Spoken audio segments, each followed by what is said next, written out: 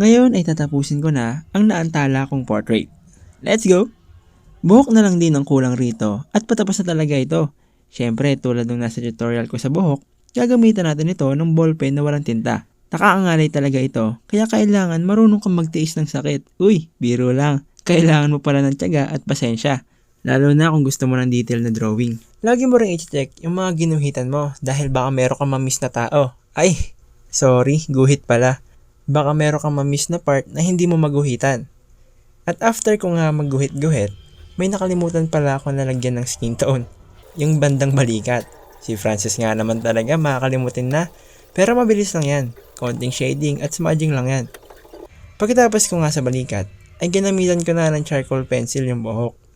Makakatulong kasi ito para mas mag-black yung kulay, lalo na sa mga pinaka-dark na spot. At syempre, huwag niyong masyadong lagyan yung mga light na spot. Kaya lagi niyong i-check yung reference nyo. Basta ako, lagi kong chinecheck yung reference ko. Ang ganda niya kasi. Uy, grabe yun. At after ko nga lagyan ng charcoal pencil, dadako na tayo sa paggamit ng charcoal powder at brush. Sa mga dark na spot, kakapalan ko yung paglagay at ididiin natin ng bahagya ang paghawak natin sa brush.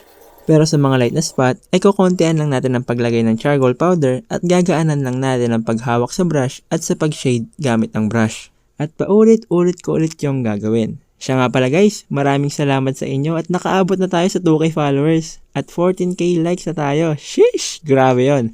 Maraming salamat po sa inyong suporta. At yun na nga, konting kembot na lang talaga, tapos na tayo. Ipapakita ko na lang ang buong portrait next video at sasabihin ko rin ang dahilan kung bakit ko siya drawing. I draw because He blessed me. To God be the glory.